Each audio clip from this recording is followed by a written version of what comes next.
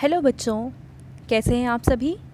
चलिए इस वीडियो में हम समझेंगे कक्षा 6 की वर्कशीट नंबर 13 जो कि 19 अगस्त 2021 की वर्कशीट है। और आज का हमारा विषय है सामाजिक विज्ञान। और आज हम पढ़ने वाले हैं भूगोल का अध्याय 1 जो कि है सौर मंडल में पृथ्वी। और आज का हमारा उपविषय है ग्रह व नक्षत्र मंडल। तो आज हम इन दोनों के बारे में पढ़ेंगे कि ग्रह क्या होते हैं और नक्षत्र मंडल क्या होता है। ठीक है, तो चलिए हम अपनी वर्कशीट को शुरू करते हैं। सबसे पहले हम पढ़ेंगे ग्रह के बारे में। सूर्य के चारों ओर परिक्रमा करने वाले खगोलीय पिंडों को ग्रह कहते हैं। देखिए बीच में होता है सूरज और इसके चारों तरफ कुछ खगोलीय पिंड होते हैं जो चक्कर लगाते रहते हैं। इन पिंडों को ही कहा जाता है ग्रह। ठीक है, इनमें अपना प्रकाश तथा ऊष्मा नहीं होती है। किसी भी ग्रह के पास अपनी प्रकाश और अपनी ऊष्मा नहीं होती है। वे तारों के प्रकाश से प्रकाशित होते हैं, जैसे कि पृथ्वी, मंगल आदि। तो बुध, शुक्र, पृथ्वी, मंगल, बृहस्पति ये सारे ग्रह हैं और इनके पास अपना प्रकाश और ऊष्मा नहीं होती है।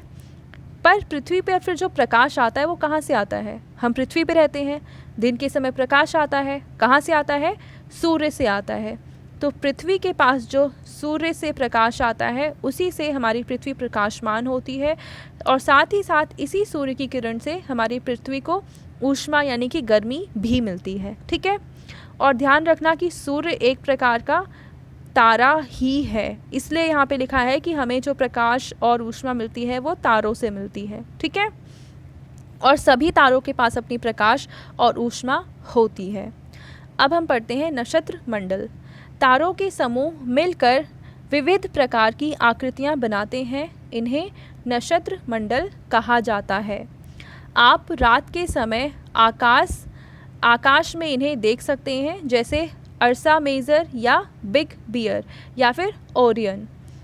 देखिए अगर हम रात को तारों की तरफ देखते हैं, रात में आकाश की तरफ देखेंगे तो कुछ जगह हमें ऐसे नज़र आएंगे कि तारे मिलकर एक समूह बनाते हैं और कुछ आकृतियाँ बनाते हैं।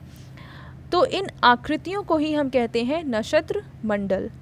और इनमें कुछ उदाहरण हमें दे रखे हैं, जैसे पहला है अर्सा मेजर या बिग बियर जो कि यहाँ बना हुआ है और दूसरा है ओरियन जो कि यहाँ बना हुआ है। ठीक है, तो ये कुछ नहीं है, बस तारों का कुछ समूह है जो हमें देखने में कुछ अलग अलग आकृतियों की तरह प्रतीत होता है और इन्हीं का हमने नाम दे दिया है नक्षत्र मंडल।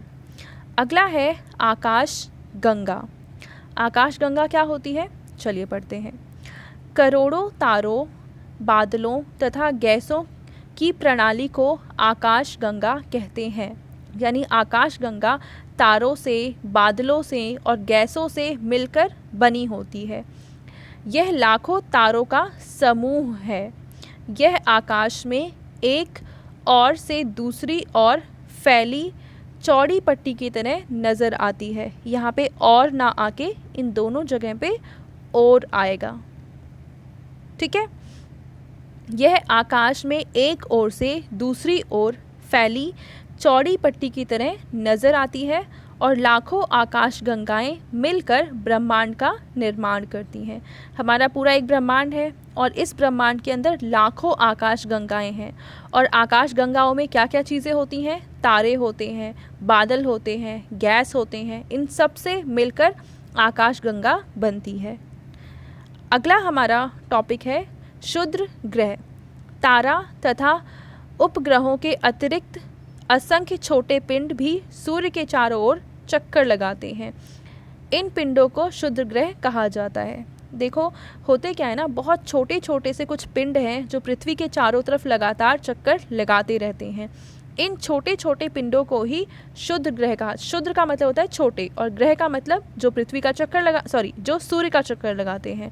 अब क्योंकि ये बहुत छोटे हैं इसलिए इनका नाम रख दिया क्षुद्र, और क्योंकि ये सूर्य का चक्कर लगाते हैं तो इसका नाम रख दिया गया ग्रह। तो फाइनली इनका नाम पड़ गया क्षुद्र ग्रह।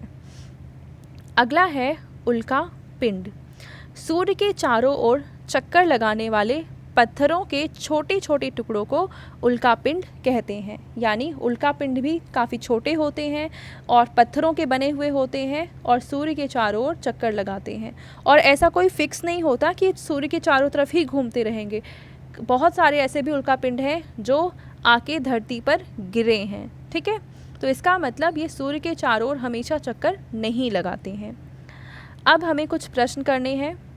पहला प्रश्न है, ग्रह किसे कहते हैं? तो अभी हमने ऊपर पढ़ा कि ग्रह किसे कहते हैं? सूर्य के चारों ओर परिक्रमा करने वाले खगोलीय पिंडों को ग्रह कहा जाता है। तो ये हो गया पहले प्रश्न का उत्तर। दूसरा प्रश्न है, किन्हीं दो नक्षत्र मंडल के नाम लिखिए। तो हमें यहाँ पे दो दे रखे हैं। पहला ये रहा अर्सा मेजर या बिग बियर और दूसरा है ओरियन। तीसरा प्रश्न है कि उल्कापिंड किसे कहते हैं? तो इसका आंसर हम क्या लिखेंगे?